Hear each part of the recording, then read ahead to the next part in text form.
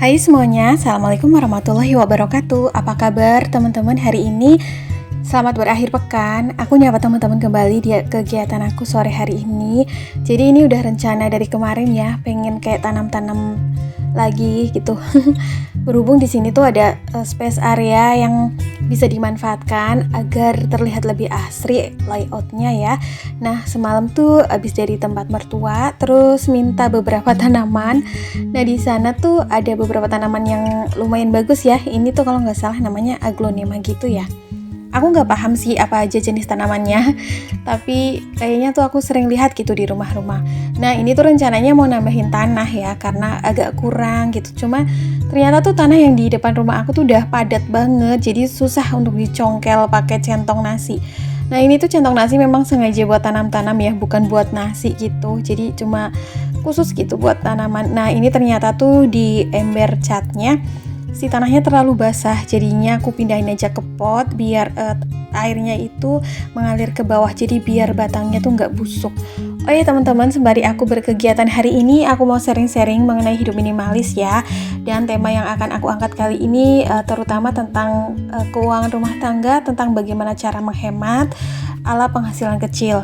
Dan tema yang akan aku ulas kali ini adalah 5 cara mencukupkan diri dengan penghasilan kecil. Setiap orang pasti ingin mencukupkan dirinya, ingin mencukupkan segala kebutuhan hidupnya dengan penghasilan yang ada.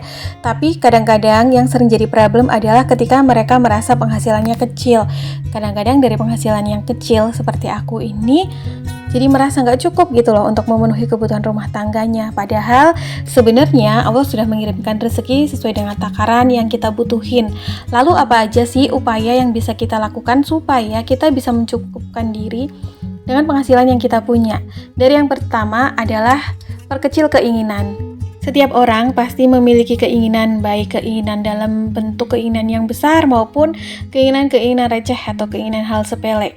Baik keinginan yang bentuknya besar maupun sepele, ini kalau dijor-joran gak bisa dikendaliin, yang ada malah budget kita jadi over budget ya. Jadi gak cukup gitu penghasilan, karena selain keinginan, dalam hidup kita itu juga ada kebutuhan. Nah, untuk mencukupkan diri dengan penghasilan kecil, untuk pos budget keinginan ini kita kesampingkan ya, atau kita nomor berapakan lah pokoknya di belakang aja. Kita perlu memprioritaskan atau mengutamakan pemenuhan kebutuhan pokok dulu. Jadi, biasanya kalau orang-orang yang dengan bijak mengelola keuangannya, meskipun penghasilan kecil, akan terasa cukup karena mereka memprioritaskan segala kebutuhan hidup mereka. Ketenangan akan hadir ketika pos budget kebutuhan sehari-hari maupun pos budget kebutuhan hidup itu sudah terpenuhi. Lalu untuk pos budget keinginan bisa menyesuaikan ya. Biasanya kalau pos budget kebutuhan yang sifatnya wajib ini sudah terpenuhi, nanti tuh akan datang rezeki-rezeki tambahan atau rezeki ekstra ya yang muncul di belakangan. Karena sifat dari rezeki itu mengejar orang-orang yang tenang. Lain halnya ketika kita egois, mengutamakan keinginan kita dan juga mengabaikan kebutuhan pokok yang ada yang mana sifatnya wajib. Kadang-kadang budget kita atau uang yang kita miliki udah habis duluan di depan, yang mana kebutuhan pokoknya belum terpenuhi. Akhirnya kita panik. Nah, dengan kepanikan ini, stres melanda, maka rezeki pun akan semakin jauh.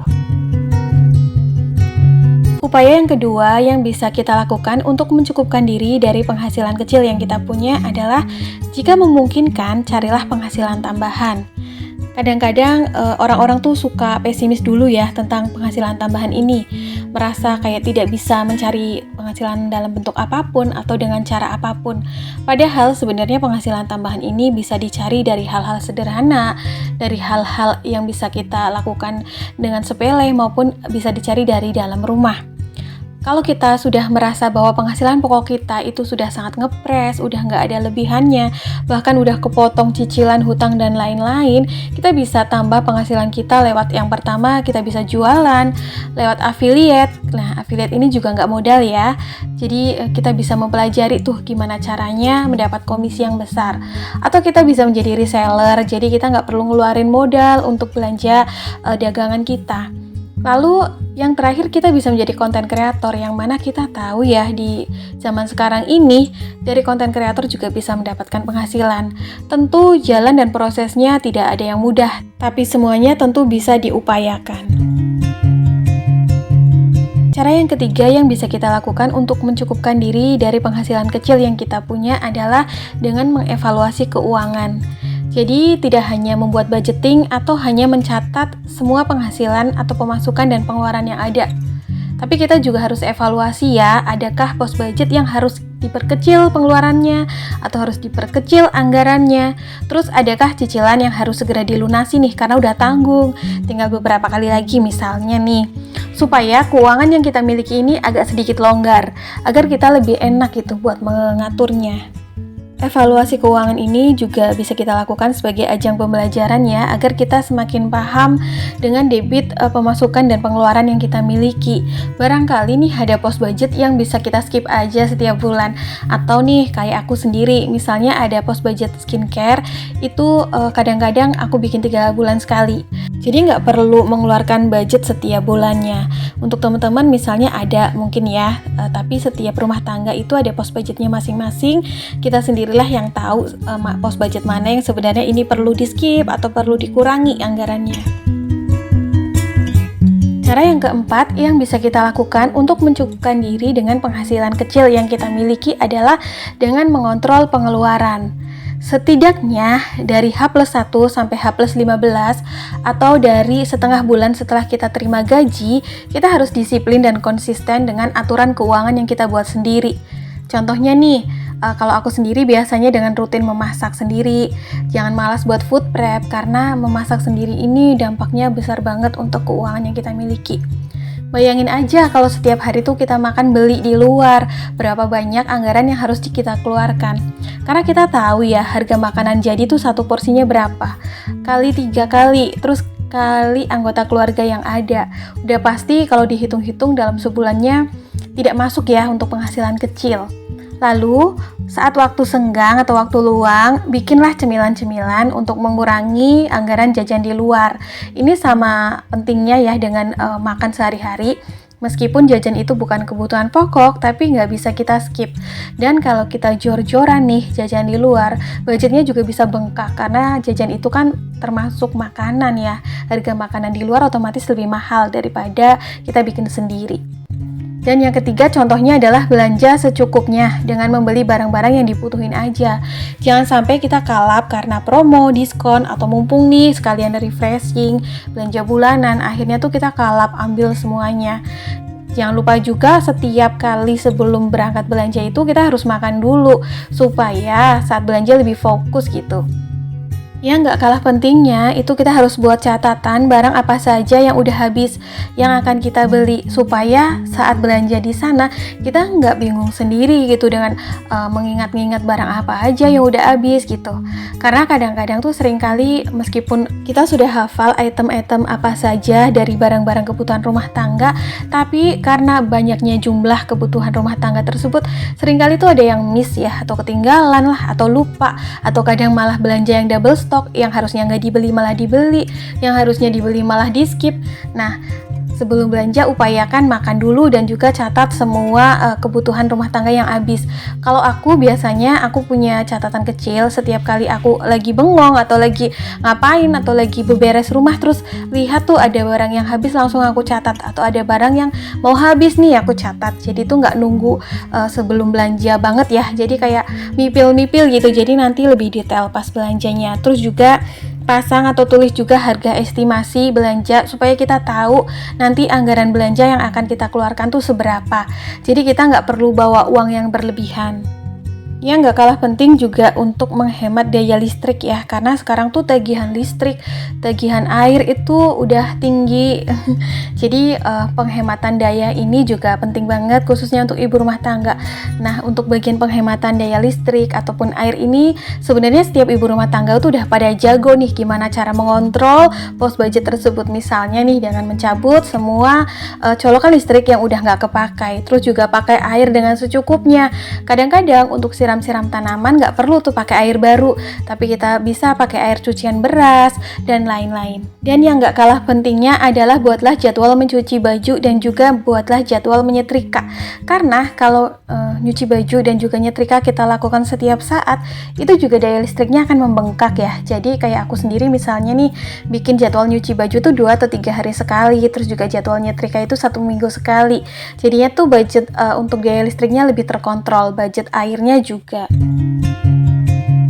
Upaya yang kelima yang bisa kita lakukan untuk mencukupkan diri dari penghasilan kecil yang kita punya adalah jangan belanja barang fashion termasuk pakaian, tas, sepatu, maupun perabotan rumah tangga saat tidak mendesak. Artinya saat kita masih memiliki pakaian maupun barang fashion lainnya yang sudah cukup di rumah, ya pakailah seadanya. Lalu kayak perabotan rumah tangga maupun elektronik, meskipun yang kita punya itu nggak kekinian, nggak yang sedang ngetren gitu, ya nggak apa-apa, pakai aja dulu sampai rusak. Nah kalau udah rusak, nggak bisa diperbaikin, baru deh kita upgrade barang-barang perabotan kita ke barang yang lebih baru ya.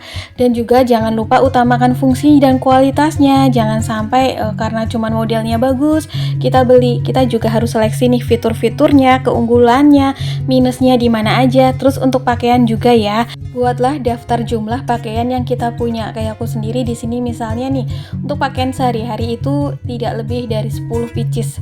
Untuk pakaian bepergian itu tidak lebih dari 7 pieces. Nah, seperti itu ya teman-teman. Karena memiliki secukupnya, meminimalisir kita juga untuk berlama-lama memilih barang. Kadang-kadang terlalu banyak barang yang kita miliki tuh kita malah makin bingung pas mau keluar mau pakai yang mana. Tapi kalau saat kita memiliki secukupnya, maka semua barang yang kita miliki ini akan menjadi barang favorit. Ya kalau keluar rumah ya otomatis langsung bisa pilih karena memang barangnya terbatas. Nah teman-teman, itu dia ya 5 cara mencukupkan diri dari penghasilan kecil yang kita miliki. Semoga dari ulasan tersebut ada gitu ya yang bisa kita terapkan untuk kehidupan kita sehari-hari, supaya kita tetap bersyukur dan tetap mencukupkan diri dengan penghasilan yang ada. Meskipun kadang-kadang kita merasa nih bahwa penghasilan kita tuh kok rasanya kecil banget dibandingkan dengan harga kebutuhan pokok saat ini maupun tagihan-tagihan dan kewajiban bulanan kita saat ini. Tapi banyak sekali upaya dan juga ikhtiar yang bisa kita lakukan ya. Jangan pantang menyerah karena ibu-ibu itu biasanya kreatif, ibu-ibu biasanya pantang menyerah untuk hal-hal yang positif. Apalagi sekarang tuh ibu-ibu juga pada pinter-pinter dan jago-jago untuk menambah penghasilannya dari rumah. Baik dari yang jualan, jadi affiliate maupun konten kreator, semuanya bisa dikerjakan dari rumah. Jangan lupa juga untuk terus berproses, belajar dan mengupgrade diri. Aku pun di sini masih belajar karena di sini juga termasuk penghasilanku masih kecil ya teman-teman. Jadi berusaha terus untuk berikhtiar untuk tidak melakukan hal-hal yang tidak berfaedah, karena dengan melakukan hal-hal yang berfaedah aja tuh biasanya kita merasa kok pas-pasan banget sih. Tapi setidaknya dengan melakukan hal-hal yang positif, kita tuh jadi terlindungi dari hal-hal yang kurang berfaedah. Nah teman-teman, ini dia ya kegiatan terakhir aku setelah aku tadi tuh tanam bunga di depan, merapihkan vertical garden ala-ala vertical garden kali. Maksudnya tanam-tanam bunga aja lah gitu ya. Pengennya sih rimbun jadi indah dan asri. Terus tadi juga sempat lipetin pakaian biar nggak punya PR pakaian yang berantakan, biar rumahnya tetap rapi karena rumahnya tuh kecil. Dan terakhir ini aku tadi cuci perabotan rumah tangga biar lebih lega ya. Jadi tuh kalau rumah yang rapi juga membuat rileks, membuat kita tenang. Aku berharap apa yang aku share hari ini bisa bermanfaat ya teman-teman. See you next video. Assalamualaikum. Bye.